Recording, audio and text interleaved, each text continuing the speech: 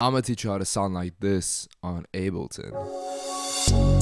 You can download this preset now, link in the description or pin comment, yeah. Before we begin, if you liked how it sounded and want to download this vocal preset, you can do so by clicking the first link in the description or the pinned comment. For the preset, I really tried to only use stock plugins. However, there were two instances where that just wasn't possible, one of them being the auto-tune. So as you can see, I used the Antares auto-tune, and what I did was really simple. First, I went to retune speed, which is how fast the vocal actually gets corrected. I put it at 15, which is pretty fast. Then I went to the humanize, which affects sustained notes that are being pitch corrected, so I put that also pretty low at 20 really. And then I went over here to input type. I put alto tenor, the Weeknd is a tenor, and I found the key of the beat. In this case it was E major, or the relative minor, which would be C sharp minor, I'm pretty sure. Either or would have worked in this instance because they have the same notes. So once we have that, then we go to the EQ. I used an EQ8. This is a stock plugin, and all I really did was I added a low cut over here at around 52 hertz with a Q of 71. Now you might be looking down and noticing that there's two EQs, both of them having similar functions. So you might be wondering, what was the point of having two doing the same job? And we'll actually get to that very soon. So after that, I went to my compressor, and essentially what I did over here, and this was also very simple. So I had the ratio at 4:1, an attack of 1 millisecond, a release of 30 milliseconds. And really all I messed around with was the threshold and the output gain. So the threshold, as you can see while I'm singing, this is very good for visual learning because you can see essentially what part of the vocals you're going to dynamically reduce with the compressor. So anything underneath this arrow is going to get cut by this ratio. You can see that with the gain reduction over here. And then once that was done, as a form of makeup gain, essentially I boosted the output gain about 3.7 decibels just to correct for a bit of the volume and dynamics that we lost. And then we're back to the EQ. I added another one with the similar function of a low cut near the 40 hertz range. But we added some more stuff. I boosted the mids very slightly over here, as you can see. Really not even a full decibel, around the 667 hertz range. And then to add a nice bit of pristine sort of top up, I boosted the highs over here at the 3.4 kilohertz range.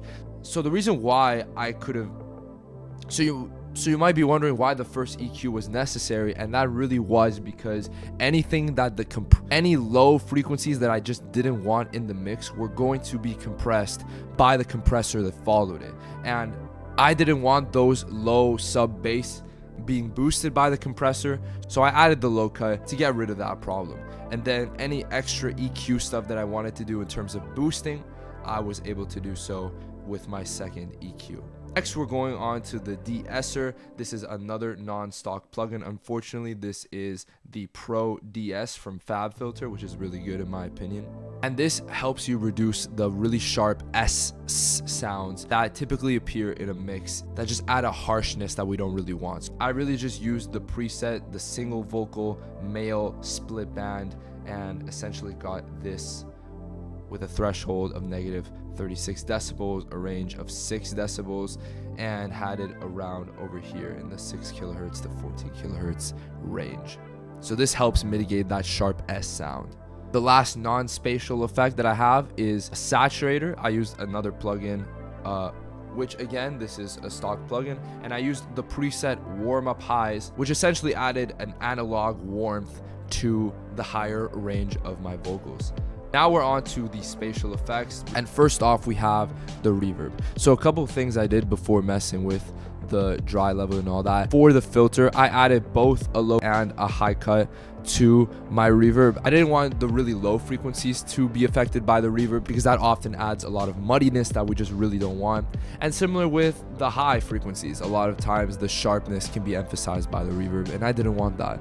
Then I affected the pre-delay, so I put it at 42 milliseconds, and I affected the decay with 2.6 seconds. And this is completely dependent on the BPM of your song. Do not use this as an obligatory setting for every song, because these things typically depend on the BPM to make your vocals feel like they are on time. So you might be wondering then, how do you know what settings to put for these two? And the easiest solution to that really is just going to Google and looking up anotherproducer.com and using their delay and reverb time calculator. So how this works, you literally just type in the BPM of your song, and it will give you the settings of what you need to put in your reverb. So for me, I wanted a large room feeling, essentially like 1 bar, so I got the pre-delay at 42 milliseconds, and while this says milliseconds, this will translate to 2.6 seconds for the decay time. And the same can be said for the delay. So really, I have these synced up at a sort of tempo of 4, I guess would be how it is. The sort of time ratio of 4:1 essentially. The feedback I kept at 50%. The dry I put very low at basically 20%.